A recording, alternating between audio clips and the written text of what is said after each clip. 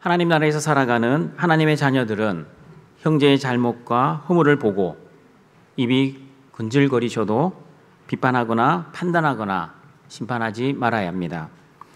비판하면 하나님으로부터 심판을 받게 됩니다. 그리고 비판은 사람의 몫이 아니라 하나님의 몫입니다. 하나님만이 온전한 비판과 판단과 심판을 하실 수 있습니다. 아무리 유능한 사람이라 할지라도 허물과 죄가 있는 사람들은 하나님처럼 사람의 중심을 보지 못하기 때문에 온전한 비판을 할 수 없습니다.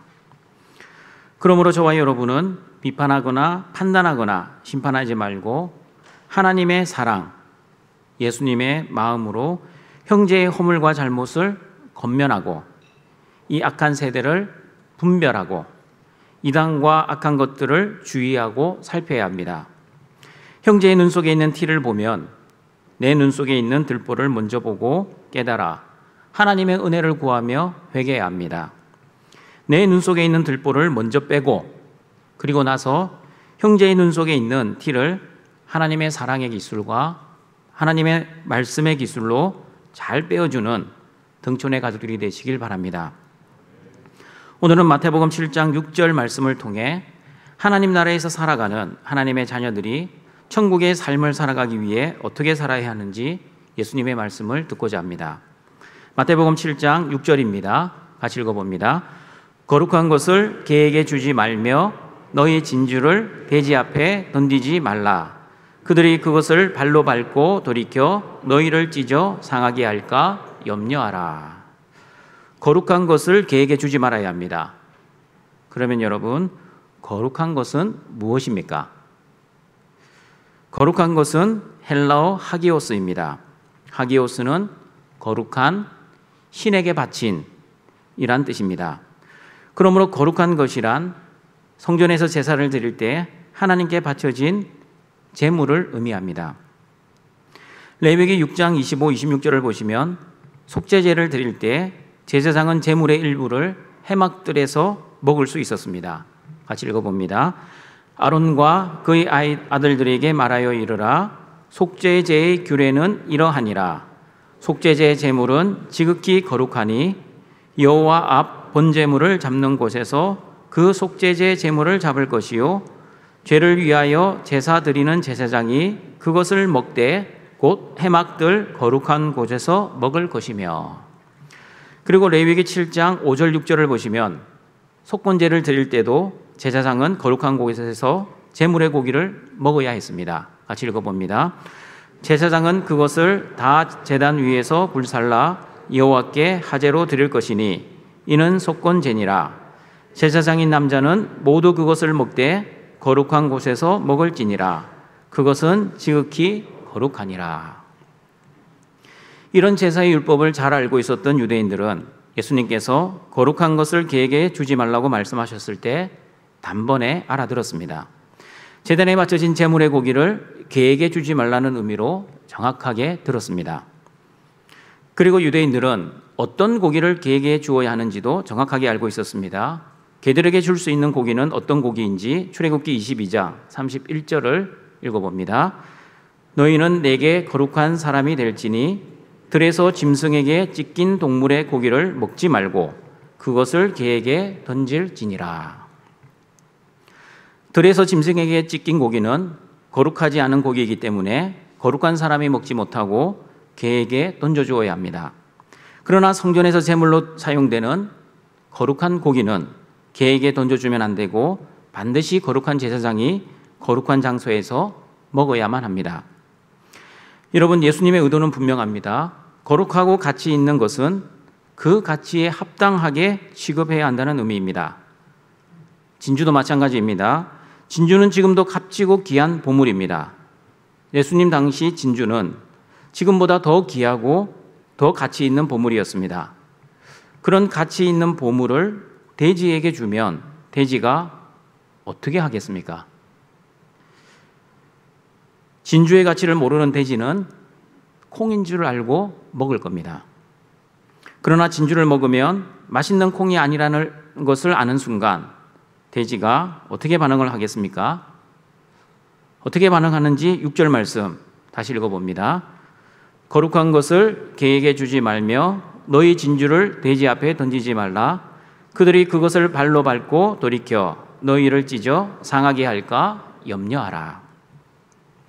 먹을 것을 주지 않았다고 화가 난 돼지는 그 값지고 귀한 진주를 준 사람에게 달려들어 찢고 상하게 할 것입니다.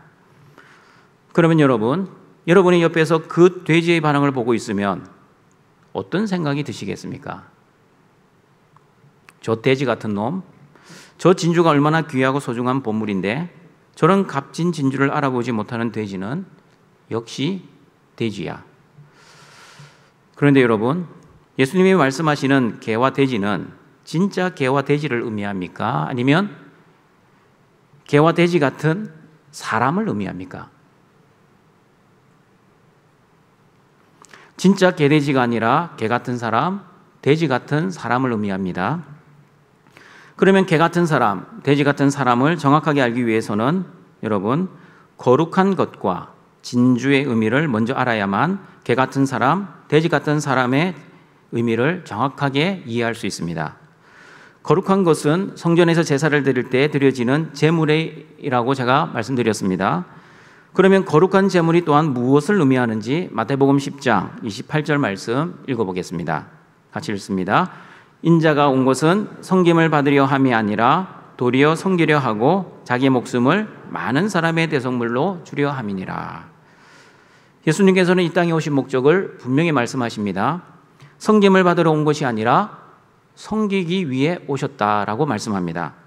다른 사람을 섬기기 위해 예수님께서는 당신의 목숨을 많은 사람의 대속물로 내어놓으셨습니다. 에베소서 5장 2절을 보시면 예수님께서 우리를 사랑하셔서 향기로운 제물과 희생 제물이 되셨다고 말씀합니다. 같이 읽어봅니다. 그리스도께서 너희를 사랑하신 것 같이 너희도 사랑 가운데서 행하라. 그는 우리를 위하여 자신을 버리사 향기로운 제물과 희생 제물로 하나님께 드리셨느니라. 그러므로 여러분, 예수님께서 희생 제물이 되어 주셨기 때문에, 다시 말하면 예수님이 저와 여러분의 모든 죄를 위해 대속의 제물로 죽으시고 부활하셨기 때문에 저와 여러분은 모든 죄에서 용서받아 하나님 나라의 하나님의 자녀라는 신분이 변화되었습니다. 이것이 바로 하나님 나라의 복음입니다. 복음이란 예수님이 나의 주와 그리스도가 되신다는 것입니다. 나의 주인 되시고 나의 구원자 예수님이 나를 사랑하셔서 나의 죄를 위해 속죄의 제물이 되어 대신 죽어주시고 부활의 첫 열매가 되어 주신 것이 바로 복음의 핵심입니다. 이 복음보다 기쁜 소식, 즐거운 소식, 그리고 가치 있는 소식은 이 세상에 한 소식도 없습니다. 진주도 마찬가지입니다. 진주도 하나님 나라에서 가장 귀한 복음입니다. 마태복음 13장 45, 46절을 보시면 진주는 하나님 나라 천국을 설명할 때 사용되고 있습니다. 같이 읽어봅니다. 또 천국은 마치 좋은 진주를 구하는 장사와 같으니 극히 값진 진주 하나를 발견하며 가서 자기의 소유를 다 팔아 그 진주를 사느니라. 여러분, 자신의 전 재산을 다 팔아서 살 만큼의 가치 있는 것이 무엇입니까? 이 세상에서 가장 값진 보물 중에서 가장 값진 보물은 무엇입니까? 성경에서 말씀하는 보물은 예수님을 믿는 믿음과 하나님을 경외하는 것입니다. 그러므로 진주는 천국을 천국답게 만드는 가치 있는 것, 즉 예수 그리스도의 복음입니다. 그리고 계시록 21장 21절을 보시면 천국의 문은 진주로 되어 있다고 말씀합니다. 같이 읽어보겠습니다. 그 12문은 12진주니 각 문마다 한 개의 진주로 되어 있고 성의 길은 맑은 유리 같은 정금이더라. 여러분, 천국의 문은 12개의 진주로 되어 있습니다. 12개의 문은 12지파를 의미합니다. 12지파는 천국에 들어가는 모든 성도들, 즉 하나님 나라의 교회를 의미합니다. 그러므로 극히 소중하고 가치 있는 진주는 예수님을 나의 주와 그리스도로 믿는 믿음으로 이루어지는 하나님 나라, 그리고 하나님 나라에서 살아가는 하나님의 자녀들이 예수님을 주인으로 믿고 하나님을 경외하며 살아가는 천국의 모습입니다. 그러므로 여러분, 거룩한 것과 진주를 이렇게 결론 내릴 수 있습니다. 거룩한 제물과 진주는 예수님께서 이루어 주신 하나님 나라의 복음입니다. 거룩한 것과 진주가 하나님 나라의 복음이라면 그러면 개 같은 사람, 돼지 같은 사람은 어떤 사람입니까? 첫 번째, 개 같은 사람, 돼지 같은 사람은 하나님 나라의 복음을 거부하는 사람입니다. 요한복음 1장 4절 5절에 개와 돼지와 같은 사람을 이렇게 말씀하고 있습니다. 같이 읽어보겠습니다. 그 안에 생명이 있었으니 이 생명은 사람들의 빛이라. 빛이 어둠에 비치되 어둠이 깨닫지 못하더라. 개와 돼지 같은 사람은 빛이신 예수님이 오셨는데 예수님을 깨닫지 못하고 그리고 믿지 못하여 여전히 어두운 가운데 살아가고 있는 사람들. 예수 그리스도의 복음을 들었지만 완강하게 거부하고 반대하고 오히려 복음을 핍박하는 사람들입니다. 예수님은 복음을 받아들이는 사람들과 복음을 받아들이지 않는 거부하는 사람들에게 이렇게 행동하라고 마태복음 10장 12절 14절에서 제자들에게 이렇게 말씀하셨습니다. 같이 읽어봅니다. 또 그 집에 들어가면서 평안하기를 빌라. 그 집이 이에 합당하면 너희의 빈 평안이 거기 임할 것이요 만일 합당하지 아니하면 그 평안이 너희에게 돌아올 것이니라. 누구든지 너희를 영접하지도 아니하고 너희 말을 듣지도 아니하거든 그 집이나 성에서 나가 너희의 발에 먼지를 털어버리라. 예수 그리스도의 복음을 영접하지 않고 그 복음의 말씀을 듣지 않으면 그 집이나 마을에서 나가 발에 먼지를 털어버려야 합니다. 무슨 뜻입니까? 이방인들처럼 여기라는 뜻입니다. 복음을 전했지만 복음을 받아들이지 않는 것은 복음 전하는 사람의 책임이 아니라 복음을 받아들이지 않는 그 사람들의 책임입니다. 그러므로 복음을 전하는 사명을 가진 저와 여러분은 복음을 받지 않는 것이 우리 책임이 아니기 때문에 실망하지 마시고 그리고 포기하지 마시고 끝까지 복음을 전하시는 등촌의 가족들이 되시길 바랍니다. 그리고 예수 그리스도의 복음이 아닌 다른 복음을 전하는 사람들에게 요한에서 1장 10절에서 이렇게 대하라고 말씀합니다. 같이 읽어봅니다. 누구든지 이 교훈을 가지지 않고 너희에게 나아가거든 그를 집에 들이지도 말고 인사도 하지 말라. 여러분, 원수까지 사랑하라고 하신 예수님께서 다른 교훈을 가진 사람들을 왜 집에 들이지도 말고 인사도 하지 말라고 하십니까? 예수님은 재물과 하나님을 겸하여 섬길 수 없다고 단호하게 말씀하셨기 때문입니다. 재물을 섬기든지 하나님을 섬기든지 둘 중 하나를 주인으로 모시고 살아야 합니다. 마찬가지입니다. 예수님이 전한 복음만 믿어야지 다른 복음을 믿으면 안 됩니다. 예수님이 전한 복음 이외에 다른 복음을 가르치고 다른 복음을 따르는 사람들은 예수 그리스도의 진짜 복음의 가치를 모르는 개와 돼지와 같은 사람들입니다. 그러므로 다른 복음을 전하는 이단들과는 그래서 상종을 하지 말아야 합니다. 인사도 하지 말아야 합니다. 그러나 그들을 불쌍히 여기고 기도는 해야 합니다. 이단들이 올바른 복음을 듣고 올바른 복음으로 돌아오기를 위해 기도하시는 우리 등촌의 가족들이 되시길 바랍니다. 그리고 저와 여러분도 개 같은 사람, 돼지 같은 사람이 되지 않도록 예수 그리스도의 복음을 거부하지 않고 복음만을 듣고 복음만을 믿고 복음대로 살아가시는 등촌의 가족들이 되시길 바랍니다. 하나님의 말씀을 듣고 의심하지 마십시오. 하나님의 말씀을 또한 자신의 기준으로 판단하지도 마십시오. 자신의 기준에 맞지 않는다고 설교를 평가하지 마시고 하나님의 말씀을 온전히 듣고 하나님의 말씀으로 받아들이시고 그 기쁜 복음을 세상에 전하시는 등촌의 가족들이 되시길 바랍니다. 두 번째, 개 같은 사람, 돼지 같은 사람은 하나님 나라의 복음을 방해하는 사람들입니다. 마태복음 23장 13절입니다. 같이 읽어봅니다. 화 있을진저 외식하는 서기관과 바리새인들이여 너희는 천국문을 사람들 앞에서 닫고 너희도 들어가지 않고 들어가려 하는 자도 들어가지 못하게 하는도다. 여러분, 제가 여러 번 거룩한 척 하지 마십시오. 믿음 있는 척 하지 마십시오. 교회에서나 집에서나 직장에서 똑같아야 합니다. 제발 연기하지 마시고 하나님 앞에서 거룩하게 사십시오 라고 강조하는 이유를 아십니까? 연기하는 종교 생활은 자기만 망하는 인생이 아니라 사랑하는 가족들과 친구들과 동료들도 망하게 하는 능력이 있기 때문입니다. 연기도 시간이 지나면서 늘기 때문에 처음에는 어설프게 연기하다가 갑자기 연기가 늘어나는 시기가 있습니다. 언제 연기가 늘어나냐면 직분을 받고 나면 그때부터 그 사람이 연기가 늘어납니다. 너무나 탁월하게 연기를 하기 때문에 자신의 연기에 남도 속이고 자기 자신도 속입니다. 그런데 여러분, 누구만 모르고 있습니까? 누구만 모르고 있습니까? 본인만 모르고 있습니다. 성도들도 다 알고 있고 직장 동료들도 다 알고 있습니다. 진짜 성도인지 아니면 세상 사람들과 별반 다르지 않는 썬데이 크리스천인지 다 알고 있습니다. 그리고 누구보다도 사랑하는 가족들이 다 알고 있습니다. 교회에서의 모습과 가정에서의 모습이 같은지 다른지, 교회에서 기도하는 부모님과 가정에서 잔소리하는 부모님이 같은 사람인지 다른 사람인지 우리 자녀들은 다 알고 있습니다.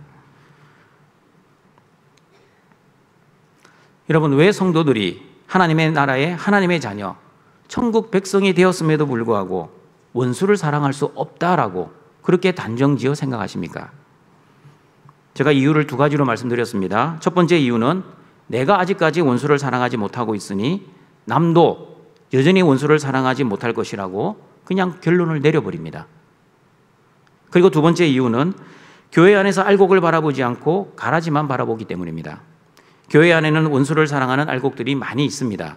그러나 상대적으로 가라지들도 종종 있습니다. 가라지들도 교회 안에서 직분도 맡아 봉사도 너무나 잘하고 예배생활, 기도생활, 나무랄 데 없이 잘하고 있는 것처럼 보입니다. 그런데 가라지들은 겉으로는 신앙생활을 잘하는 것처럼 보이지만 실상은 종교생활에 연기를 하고 있기 때문에 평생 교회 생활을 해도 할 수 없는 것이 있습니다. 그것이 바로 원수 사랑입니다. 가라지들이 왜 원수를 사랑할 수 없습니까? 여러분, 원수 사랑은 내 능력과 내 의지와 내 노력으로 할 수 있는 것이 아닙니다. 하나님의 은혜와 십자가의 사랑의 능력, 성령의 충만한 용서의 은혜가 없으면 절대 원수를 사랑할 수 없습니다.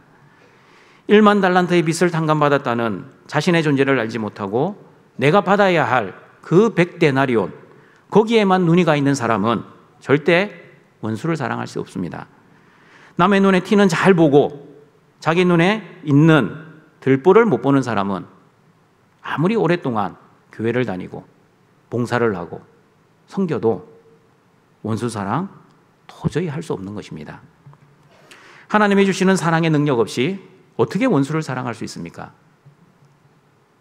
하나님의 사랑의 능력을 받은 사람, 예수님의 십자가의 용서를 아는 사람, 그리고 성령의 충만한 은혜를 아는 사람만이 원수를 사랑하고 그리고 원수를 위해 축복 기도까지 할 수 있습니다.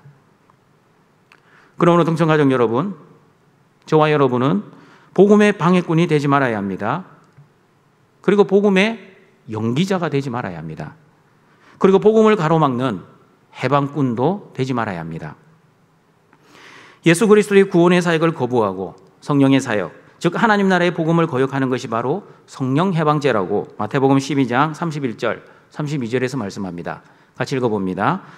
그러므로 내가 너희에게 이르노니 사람에 대한 모든 죄와 모독은 사하심을 얻되 성령을 모독하는 것은 사하심을 얻지 못하겠고 또 누구든지 말로 인자를 거역하면 사하심을 얻되 누구든지 말로 성령을 거역하면 이 세상과 오는 세상에서도 사하심을 얻지 못하리라. 그러므로 동청가족 여러분, 성령님을 모독하지 마시고 성령님을 거역하지도 마십시오. 그러면 어떻게 해야 합니까?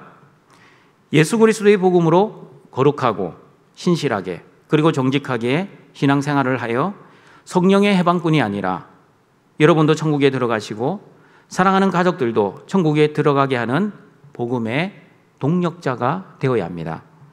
진정한 예수 그리스도의 복음으로 성령의 방해꾼이 아니라 여러분도 지금 이 땅에서 천국의 삶을 실제 사시고 사랑하는 친구들도 천국의 삶을 살아갈 수 있도록 복음의 협력자가 되시는 등촌의 가족들이 되시길 바랍니다. 세 번째, 개 같은 사람, 돼지 같은 사람은 하나님 나라의 복음을 버리고 과거로 돌아가는 사람들입니다. 베드로후서 2장 21, 22절입니다. 같이 읽어보겠습니다. 의의 도를 난 후에 받은 거룩한 명령을 저버리는 것보다 알지 못하는 것이 도리어 그들에게 나으니라. 참된 속담에 이르기를 개가 그 토하였던 것에 돌아가고 돼지가 씻었다가 더러운 구덩이에 도로 누웠다 하는 말이 그들에게 응하였도다. 의의 도를 안 후에 하나님의 은혜와 하나님의 믿음을 체험한 후에 거룩한 말씀을 저버리는 사람들은 속담처럼 개가 그 토하였던 곳으로 돌아가고 깨끗이 씻은 돼지가 다시 더러운 구덩이에 가서 눕는 것과 같습니다. 무슨 뜻입니까? 하나님의 은혜로 시작했다가 하나님의 말씀을 버리고 인간의 행위로 돌아가는 사람들입니다.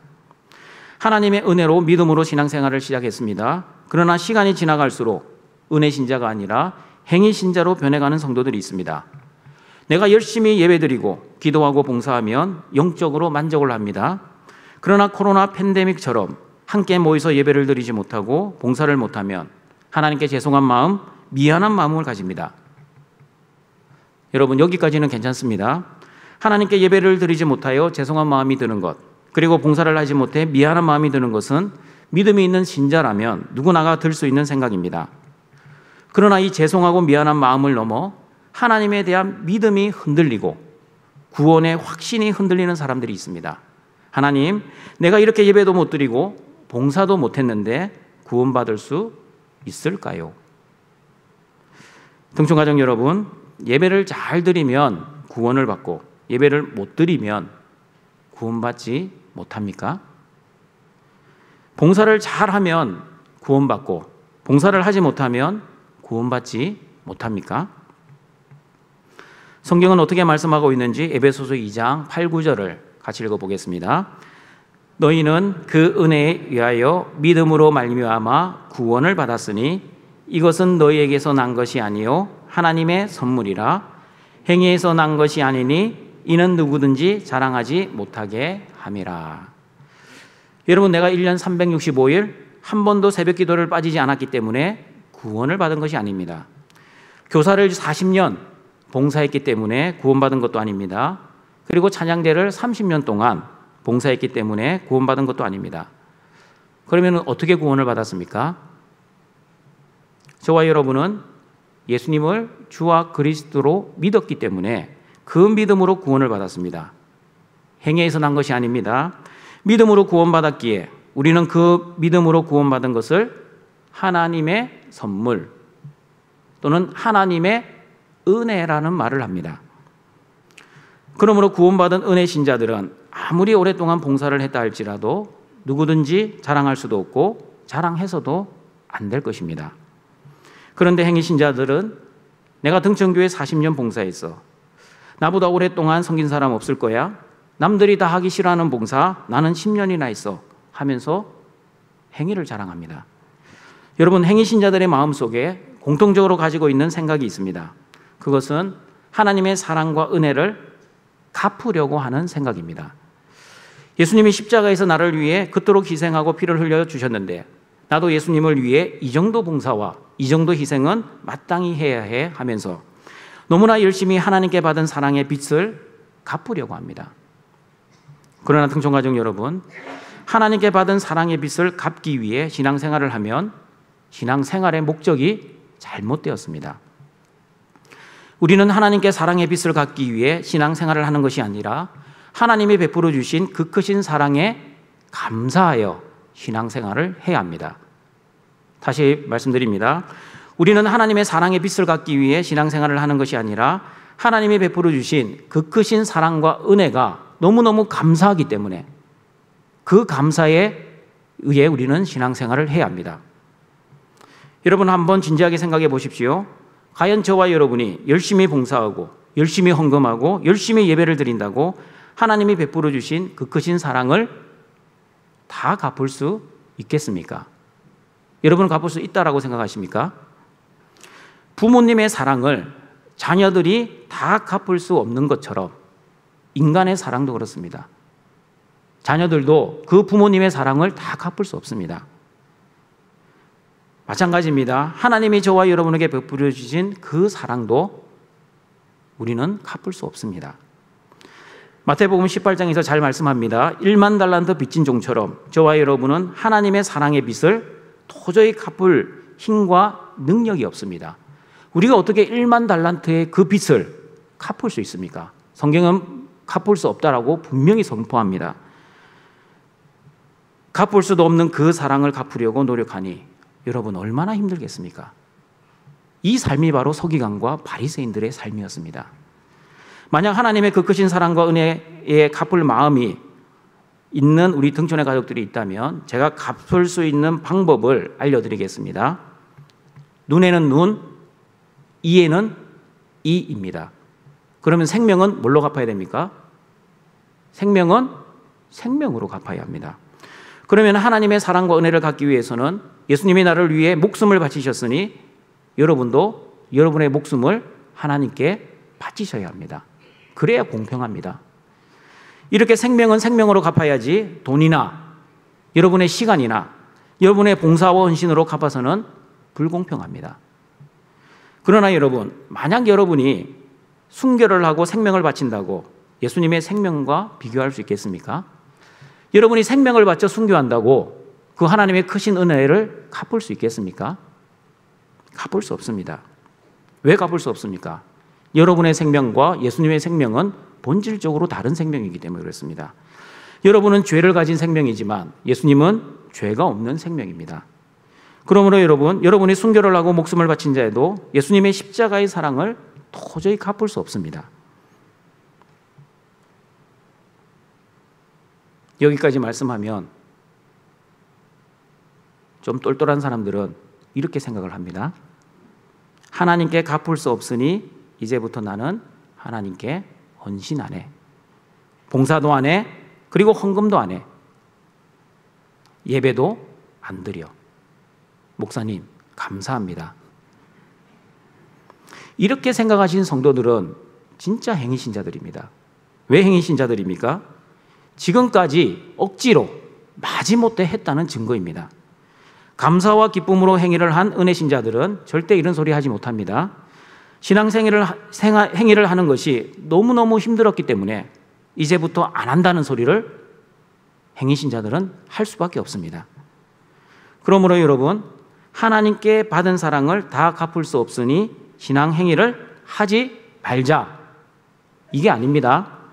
다 갚지는 못하지만 은혜신자답게 하나님이 베풀어 주신 사랑과 은혜에 감사하여 최선을 다해 섬기고 예수님처럼 자기를 부인하며 자기 십자가를 지며 열심을 다해 예수님을 따라가야 합니다.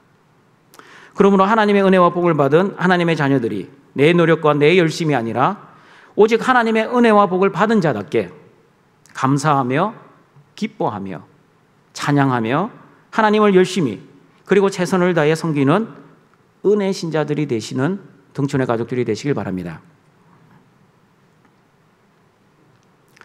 그리고 여러분, 예수님이 주신 복음을 올바르게 알지 못하는 행위 신자들은 또한 보상 심리를 가지고 있습니다. 하나님, 내가 하나님을 위해 이렇게 잘 섬기고 희생했는데 왜 나에게 이런 고난을 주십니까?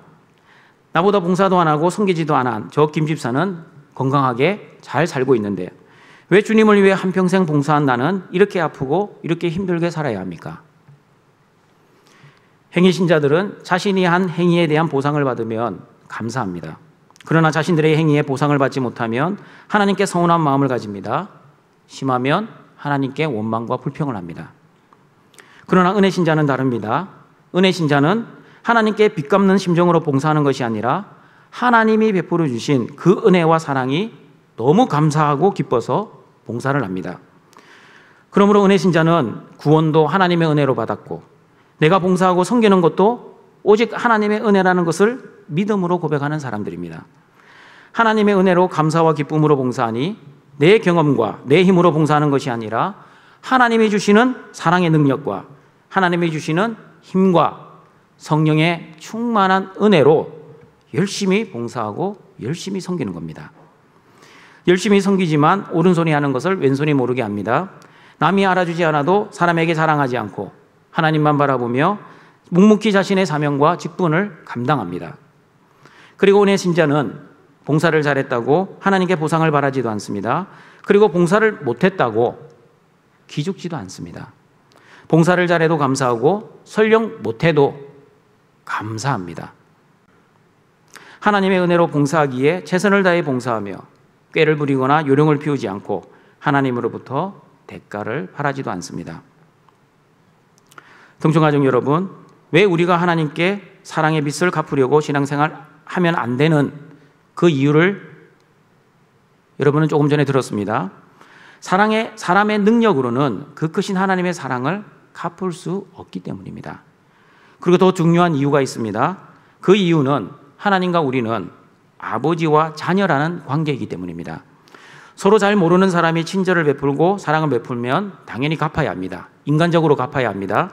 그러나 부모 자녀 사이에는 여러분 사랑의 빚을 갚는 사이가 아닙니다.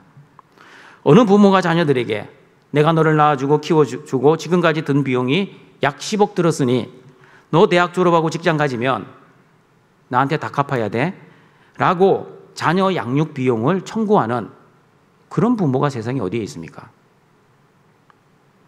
부모는 자녀에게 자신의 것을 다 주어도 아깝지 않습니다. 자신의 돈, 자신의 건강, 자신의 시간 모든 것을 주어도 또 주고 싶습니다. 없어서 못 주지 있으면 다 주고 싶은 마음을 가진 사람들이 바로 부모들입니다. 하나님 아버지도 마찬가지입니다. 아버지는 우리에게 모든 것을 주시고 싶어 하십니다. 아버지가 주고 싶은 것을 우리에게 다 주고 싶어 하십니다. 그리고 아버지는 우리에게 가장 필요한 모든 것을 다 주시고 싶어 하십니다. 저와 여러분이 사망과 저주 가운데 살아가고 있었기 때문에 저와 여러분이 가장 필요한 것은 돈이나 건강이나 권력이나 명예가 아니라 생명과 복이었습니다. 그러므로 생명과 복을 주시고 싶으셔서 생명이신 예수님이 이 땅에 오시고 십자가에서 저와 여러분을 위해 대신 죽으시고 부활하시어 저와 여러분에게 그 생명, 그 영생, 그 복을 우리에게 허락해 주셨습니다. 그런 사랑의 하나님을 잘못 이해하여 내가 너에게 베풀어준 은혜가 얼마인데 너희들 나의 사랑을 갖기 위해서 예배를 잘 드려야 하고 헌금도 많이 해야 하고 봉사도 잘 해야 돼. 이런 심술궂은 마음을 가진 아버지로 하나님을 오해하지 마시길 바랍니다. 등촌가정 여러분, 저와 여러분은 하나님으로부터 갚을 수 없는 무한한 사랑의 빚을 진 자가 맞습니다. 그러나 그 사랑의 빚을 하나님께 갚아야 하는 사람이 아니라 그리고 갚을 수 있는 능력도 있는 사람도 아닙니다.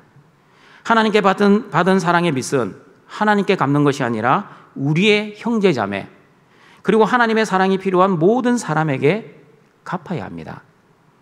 그리고 저와 여러분은 하나님의 은혜로 구원받았기에 하나님의 은혜로 열심히 봉사하고 하나님의 은혜로 신실하게 섬기고 그리고 하나님의 은혜로 신앙생활 열심히 감당하시어 하나님께 영광을 돌리시는 등촌의 가족들이 되시길 바랍니다. 말씀을 정리하도록 하겠습니다. 거룩하고 소중한 예수 그리스도의 복음의 가치를 모르는 개 같은 사람에게 주지 말고 하나님의 나라의 복음을 돼지 같은 사람에게 던지지 마십시오. 그 복음의 가치를 모르면 복음을 공격하고 복음을 배척하고 복음을 거부하고 복음을 방해하고 복음에서 율법으로 그리고 은혜 신자에서 행위 신자로 돌아갈 것입니다. 복음의 진정한 가치를 모르는 영적 개돼지가 아니라 그리고 영적 가라지가 아니라 영적 하나님의 자녀, 영적 알곡, 영적 거룩한 사람이 되어 여러분도 이 땅에서 예수 그리스도의 복음으로 천국의 삶을 살아가시고 자신의 힘과 행위가 아니라 전적인 하나님의 은혜에서 나온 행위, 그 열심을 가지시고 하나님을 섬기시어 하나님께 영광 돌리시는 등촌의 가족들이 되시길 주님의 이름으로 축원합니다. 하늘에 계신 우리 하나님 아버지, 예수님의 영과 예수님의 말씀으로 예배를 드릴 때 하나님을 만나는 은혜를 베풀어 주시고 하나님 영광 받아 주시옵소서. 하나님의 자녀들에게 천하보다 귀한 예수 그리스도의 복음을 주셨습니다. 이 참된 복음을 가진 자답게 복음에 합당한 삶을 살아갈 수 있도록 하나님 은혜 내려 주시옵소서.